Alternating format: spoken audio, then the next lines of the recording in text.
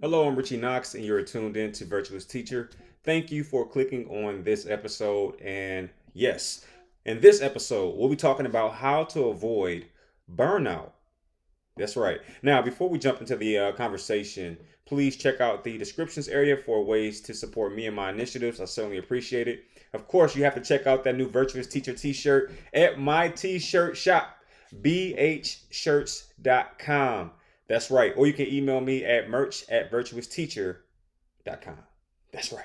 But let's talk about how to avoid burnout. And I think it's only right that we quickly discuss what burnout is. Have you ever seen a teacher say, hey, we're down to 48 days, 2 hours, and 33 minutes? You ever had that happen where, teachers start to count the, end of the year, and it's usually sometime in March or something like that. It's like when you got 2 more months left in the school year, that conversation starts to pop up. Oh, we're almost there. That type of thing. Burnout is just getting exhausted. Exhaustion is what we would call burnout. And I would like to talk about some tactics to avoid it. Usually towards the end of the school year, sometime in June, I'll ask myself, could I do this job at least 2 or 3 more months? And the answer is typically yes. Like, okay, I still have enough in the tank that if the school year kept going, I could continue to do it. And that is how I know that I'm right where I need to be in terms of avoiding burnout. But here we go. Here are some tactics on how to do that. Number one, understand your role. Know what what you're responsible for and what you're not. One of the best things you can do is understanding your job. When you're trying to get a job, I think it's a really good practice to look at the description of what that job entails. All right, if you're looking at a job posting somewhere, look at what you have to do in order to sustain that job. And I think once you get a job, you kind of forget that little description, a little paragraph, because you get pulled in so many different directions. But it's very important to understand what your job is. What is your job title? What is your role? What are you responsible for? And keeping that in mind helps you to keep your actual job in focus. And it contributes to my second point, which is do your job. Emphasis on your, okay? Don't get caught into the riffraff where you're doing other people's job, or you're trying to, have people look at you positively. So you're volunteering for all these different things. You're staying after for long hours, doing somebody else's work. No, know your job, understand your role, and only do your job until you get to a space where you have that extra, surplus of energy, or shall I say, gas to keep going. All right. But you can run out of gas doing so many different jobs. And a lot of times those jobs are not even yours. You should never feel bad. And I'm going to push back on this because I know somebody's going to say, you don't want to be a person that just does your job. You want to go above and beyond. I'm going to push back on it because I do slightly agree. I think if you have enough in the tank, if you, you feel good, you're feeling like you can handle that type of workload, by all means, pitch in and help wherever you can. But this video is not about that, is it? It's about avoiding burnout. So if you're feeling like you're getting burned out, then do your job, all right? Doing the job of others contributes to burnout. If everyone just did their job, everything would be fine. Imagine if you were a part of an organization where everybody did their job. Wouldn't the job for everyone be easier? But what happens is you have people who slack off, who don't come to work, who don't do the best job that they can doing their job, and it causes others to have to lean in and do the job for them. But if everyone did their job, then the job would do itself. That's the problem. So I think that, it's worth emphasizing that if you would like to avoid burnout, understand your role and do it to the best, do it to the highest capacity possible. All right. But you have to understand what the role is first. I think that's important. Next, never take work home. Never. And I do mean never. Emphasis on never. As teachers, we get caught up correcting behaviors and doing all these different things that by the time 2:30, 3 o'clock rolls around, you still have a pile of papers you haven't graded and you take it home. That's the worst thing you can do if you're trying to avoid burnout. You leave that paper right on that desk because guess what? That work is not going anywhere. You leave it right there. Do all work at work. That's my favorite thing about my job. I love that when I'm working, I'm on the clock and I'm getting paid for it. And it kind of mitigates a lot of the stress and burnout because, like, you know what? I am kind of tired, but you know what? They're paying me to be tired, and that's good. But they're not paying me overtime to take work home, which is why you should never do it. If you don't finish something at work, leave it and come back to it. Okay, leave it and come back to it. And of course, if you have like a deadline that you know is the next day, this wouldn't apply to you. But the bigger point is, if you know your role and you're doing your job to the best of your capacity, you won't even reach deadlines. Soon as things come up through your pipeline, you're taking care of them. You want to know why? Because you're not taking care of other people's job. You only know and are responsible for your job. And as things come up, you get them done immediately, which is another way to avoid burnout. Don't wait for things to happen or deadlines to come. If your principal emails you and say, I need this by this or that date, get it done immediately. And you should have the bandwidth and the time to do it because you're not doing other people's job. All right, that's what I think. All right, next, be water, my friends. Be water. And I want to break this down just a little bit because I was at this retirement party for some gentleman. Don't quote me on this guy. I don't know his name at all. But he said something that changed my perspective about work. He had put in maybe 35 years in his position. And at the end, he said, you know what? I didn't do anything at all. I know it looks like I did a lot. I was here for 30 years, but I didn't do anything at all. He said, you know what I want you to do next time you think you're doing a lot? Take your wrist and splash it all in the water and just, get the water all, riff-raffy, just splash it and then take your arm out. And you'll notice that water goes right back to calm. So no matter how much you do, at the end of the day, the job is going to retract back to its normal state.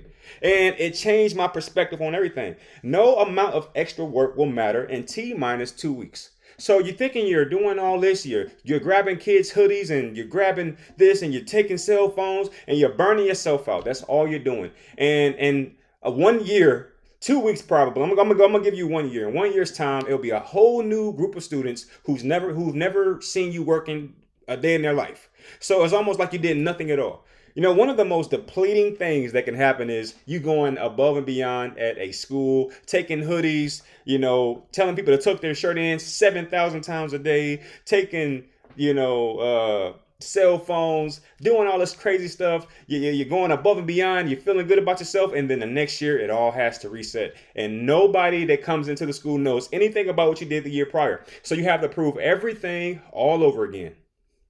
It sucks, don't it? It's like splashing your arm in water, thinking you're really making an impact. And then you take your arm out and the water retracts back to normal. That's what this is. So be water, my friend. Be water. All right. You don't want to, put yourself in a situation where you're going above and beyond to the detriment of your fuel tank. You know what I mean? Like, of course, if you can make sustainable change, like perhaps the shape of the bowl the water is in, because that keeps it changed. That's another analogy. Then so be it. But if you know that me doing this is probably not going to matter in 2 weeks, there you go. And I'll prove to you that it doesn't matter. All right. What were you doing 2 weeks ago today? Don't look at the calendar either, because I just want you to know.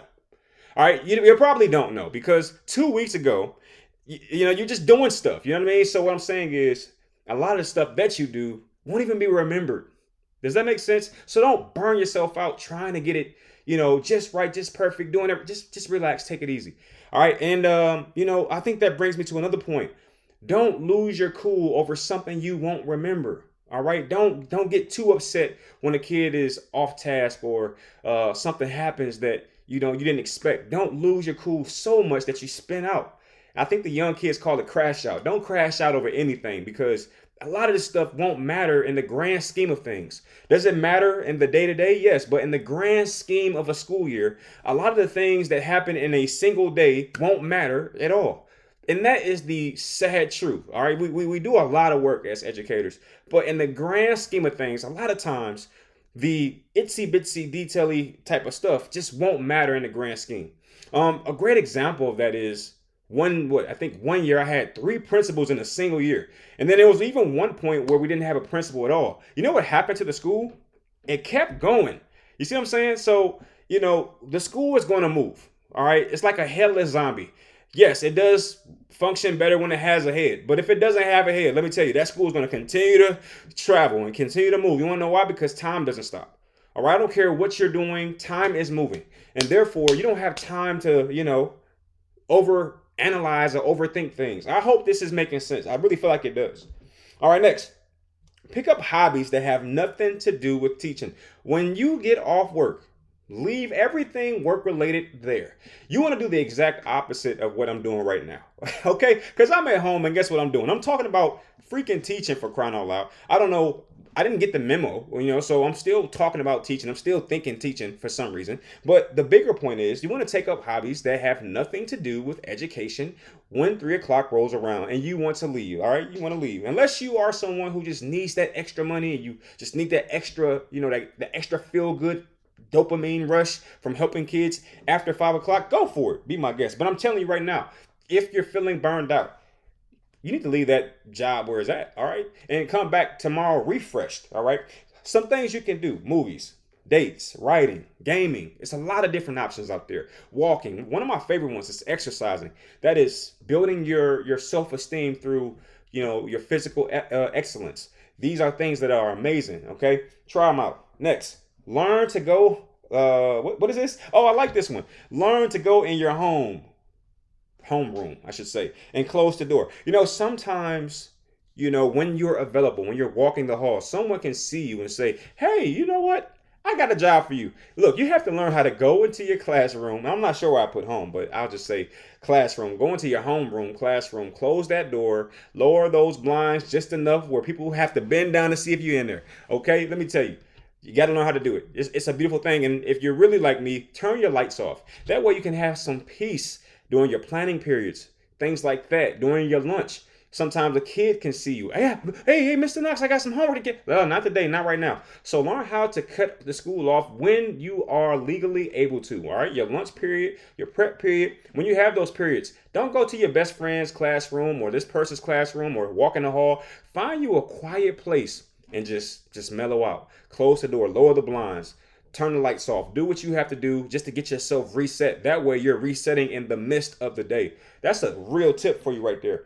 Okay? And decompress. That's what I want you to do. When you do all that, close that door, yes, decompress. That's your time. People forget I'm at work sometimes. It's funny. Sometimes I'll run into somebody, they'll say, I forgot you even worked here. I'm like, you know what? That's because I'm hiding in my turtle shell, aka my classroom, my homeroom, all right? So yes, it has actually happened where people have seen me after maybe a month or two and said, I forgot I forgot you worked here, Knox. Yeah, I still work here. You just won't be able to find me, all right? Because I'm hiding after I, teach my classes. I teach the heck out of my classes. Well, let me tell you, I take the heck out of my breaks too, all right? I don't play hard, work hard. I work hard and just relax. I don't play. All right. I work my butt off when it comes to teaching. I give them, deliver my lessons and stuff like that. But on my prep, on my lunch, that's my time, and I'm going to take my time to recuperate so that I'm prepared to continue my work. All right. Next. Don't take things so personal, man. Burnout happens when you exert energy. Is that a fair thing to say? When you're going off on a student or you're taking something that an employee or a coworker said to heart.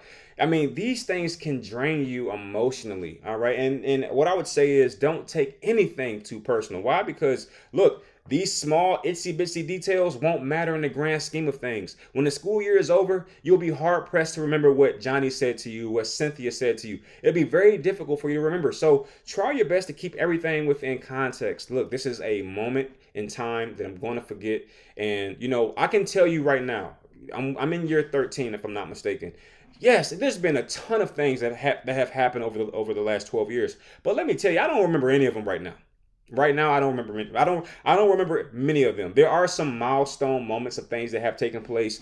But if you told me I needed to answer, or I should say, recall 20 minor incidences from my own life, and let's just say for the sake of argument, you gave me multiple choice, like, hey, Mr. Knox, on March 22nd, 2014, you were in your second year of teaching. What did little Brian say to you on a Thursday? Is it A, you're a pinhead? B, he didn't say anything at all? Or C, he said you were the greatest teacher ever? I wouldn't know the answer. That's what I'm explaining to you. I wouldn't know the answer. So to that, I say, don't take things too personal, because oftentimes it won't matter. I said that. All right, next. Remember the money. This is the last one I'll put out here. Please don't forget that you get paid. So when you're feeling burned out, you're feeling like, you know what, I can't go any further. Just remember that green dollar, because that will motivate just about anybody. You know what, I'm going to continue working hard because this is the job that pays my bills. That is how I avoid burnout quite often. All right. And even if you don't think of, your work that way, trust me, come Friday, you'll feel that nice surge, that nice rush when you look on your bank account, and you'll get a slight refresh. It's almost like you press a little button on your back, like, you know what, I'm okay with this job. Okay, because you get to go shopping, buy food, pay your bills. That's a great feeling. And you want to weaponize that feeling in a way to avoid burnout. Make sense? Now, I hope you enjoyed this episode, and certainly if you did, I would like reviews and likes and all the other cool stuff that you are supposed to do when you like content. But with that being said, it's been a pleasure. Thank you.